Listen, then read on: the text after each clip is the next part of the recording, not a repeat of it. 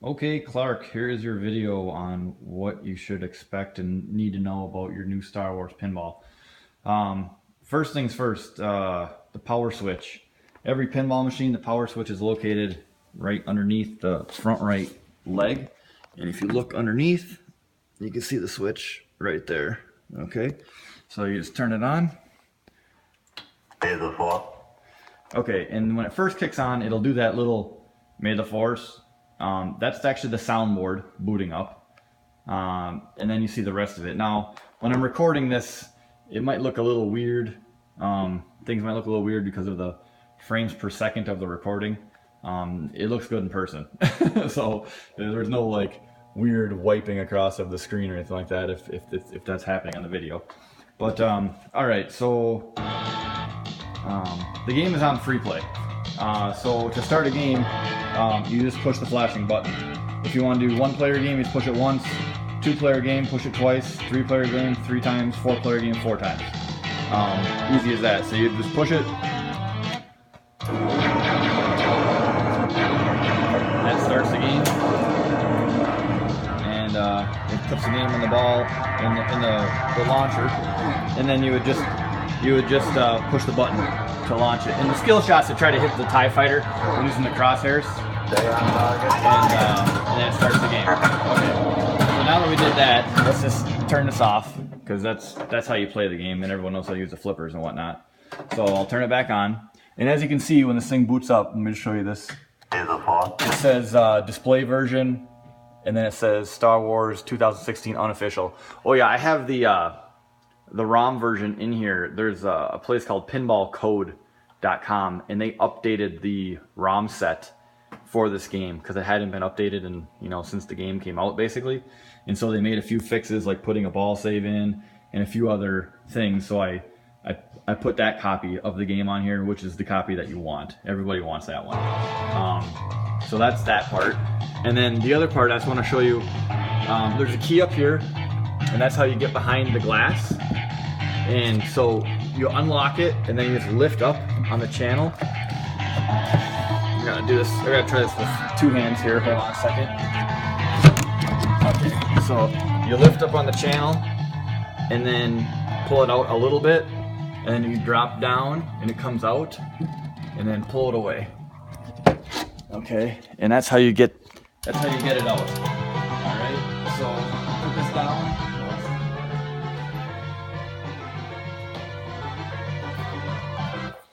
All right, and then in attract mode, it just has these sounds and whatnot. So I put LEDs behind the glass. That's why they're bright white instead of a regular bulb. And then you would open up the back box if you had to get back here.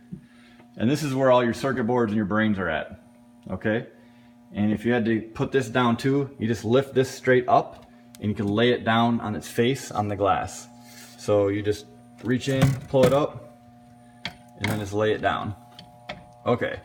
So just a quick overview of what all this stuff is back here. It looks really intimidating, but you've got your power supply board, you got your CPU or MPU board, you got your like driver board, that's for like your heavy duty coils and the flashers, and a lot of the fuses are on this board as well, and there's fuses on the power supply too, and then your sound board, okay? And then for your display, this is your display driver board, and then your actual display itself is kind of sandwiched.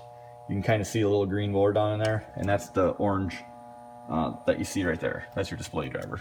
Okay, and that's pretty much it.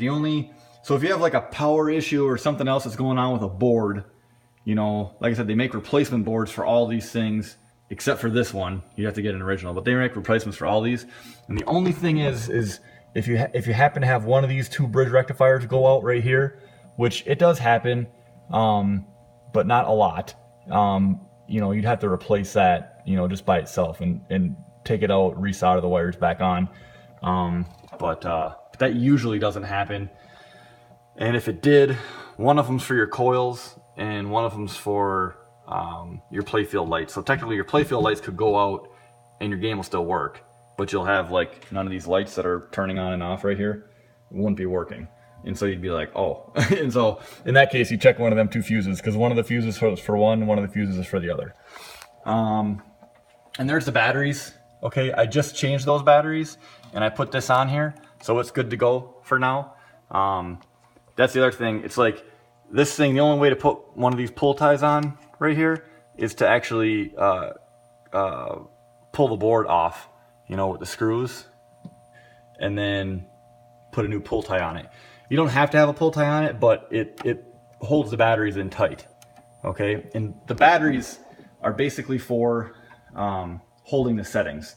If for some reason you turn the game on and it says open the coin door, okay, instead of, you know, free play, push start, all that kind of stuff, it just says open the coin door, then most likely a battery fell out, you know, or it somehow lost its settings, and you have to go through and make sure the batteries are nice and tight, and open the coin door and put the settings back in. Now the only other thing I want to show you in here, you got these 3 LEDs right here.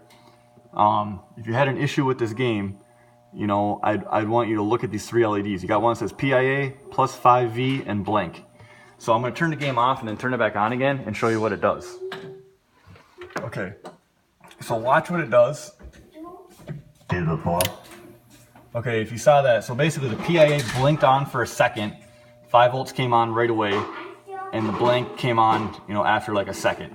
So what that means is the plus 5 is your voltage. It knows it's got 5 volts, which is what this board needs to boot up. And then the PIA stands for these little chips right here. They just give a quick check of those. And then the blinking is, it's essentially the boot up process. So what it did, that was correct, okay? If for some reason your game doesn't turn on and all you have is like plus 5 and no blank and no PIA, then it's like, okay, that tells me something, you know, about your game. All right, so that's that. Now I'm gonna put the speaker back in. When you put the speaker back in, you got this little channel right here. You kind of got to get it back in that channel and seated properly, otherwise it kind of hangs up. So hold on, I got to put my phone down when I do this. I need 2 hands to get this part done. Okay, so it's back in. You know it's back in when it's nice and tight on the bottom lip. Okay, and then you close the door, okay, right here. And so this goes up and down like this. So push it in and just make sure. And then in shipping, I might just tighten that down a hair, you know, just so it's not flopping around. All right, and then you put the back glass back in like this. Okay. So basically you just, so to get it back in, you gotta push it all the way up, and then that gets you above the lip and then drops it in the channel. Okay, and then it's in nice and tight. Okay, now to get the glass off, you got to open the coin door like this. Okay, and you can see, oh, you can see there's a book. You get the book. This yellow bar right here. This yellow bar unlocks what's called the lockdown bar. So you got to open this with one hand, and then with the other hand you can pull up on this lockdown bar, and then that releases the lockdown bar. Okay, and then you can slide the glass out. So what that little lever does is it opens that. You can see the locking mechanism. And it says in here, oh yeah, and these are always kind of, this is where all the, you know, if any drinks or anything ever got dumped, it kind of looks bad on the underneath the lockdown bar. But that's normal on every game. So you pull the glass off, and it just slides. It just slides off. Okay.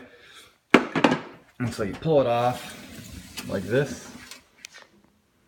So you can see I'm pulling it off. Now the thing is, when you get to the end here, you don't want to like lift up on the glass and snap it off. So you just have to be careful when you pull the glass off. Okay, and then put it always down. If you're gonna put it, you can put it on carpet, just don't put it on the concrete floor. Okay, now you got the glass off. If you had to get a ball stuck, you know, like now I can actually touch everything. You can just pull the ball out, put it back into play, and you're good to go. If for some reason you wanted to get underneath the play field, then you have to grab right here and lift.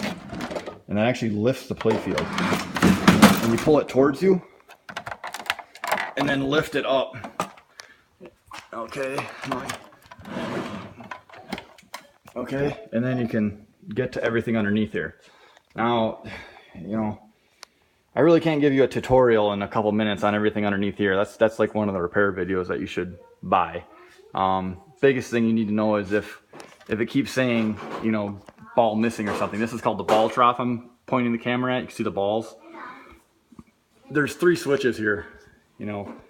Hold on a second, let me try to use 2 hands. You know, there's this switch right here. You know, this switch and this switch. And the game has to recognize that there's 3 balls in there in order for it to start.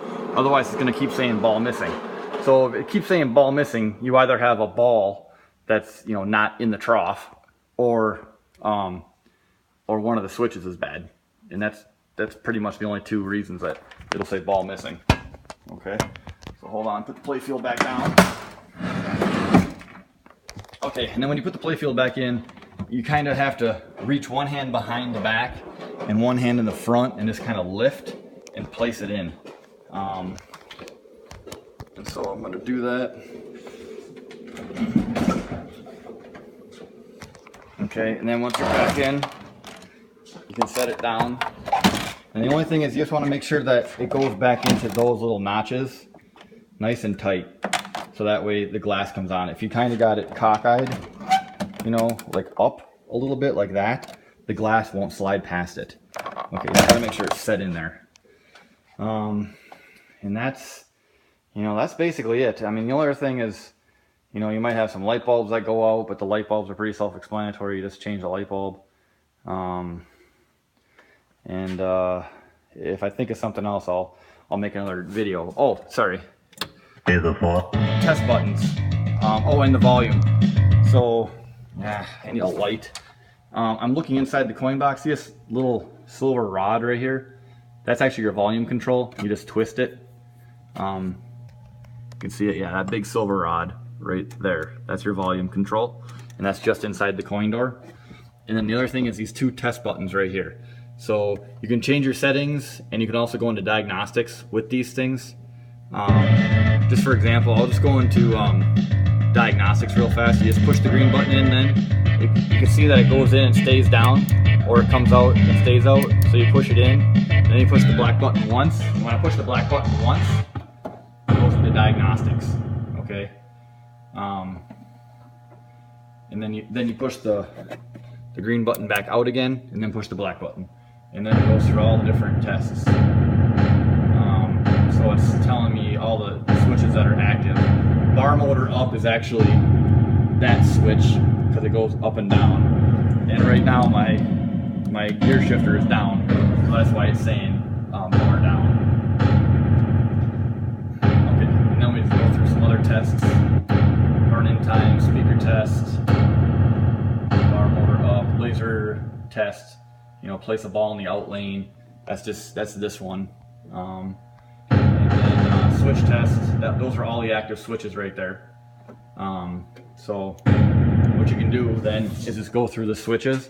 Like if I push this switch right here, which is the right return lane, it'll tell me, sorry, got some glare on there. It says right return every time I touch it, you know. Or you do, here, go get one, like the main ramp switch. You activate it, boom, ramp entrance. So if for some reason, you know, you're like hitting the Death Star target and it's not counting it, you know, you can go into test mode and you test it. Oh, sorry, there you go. And it's like, oh, there it goes. Bar target, you know, it's telling you that's the bar target when you hit it. If for some reason it's not activating, that's when you gotta lift the playfield up, look, see, is there a wire off? Is there something not connected? Is it, you know, jammed up somehow? Those kind of things. And oh, and since like a lot of the, here's one of the sockets above the playfield. These things are just they just twist in and they twist out, you know, and a lot of the sockets are like that. You know, it's that style or it's this other style that twists and comes out. There's pretty much only 2 styles of regular bulbs, and then there's a couple styles of flasher bulbs. Like I said, most of the lights in this game are LEDs, and those usually last a long time. And I like all my indicator lamps as regular bulbs because they're not so intense in your face, and when they're colored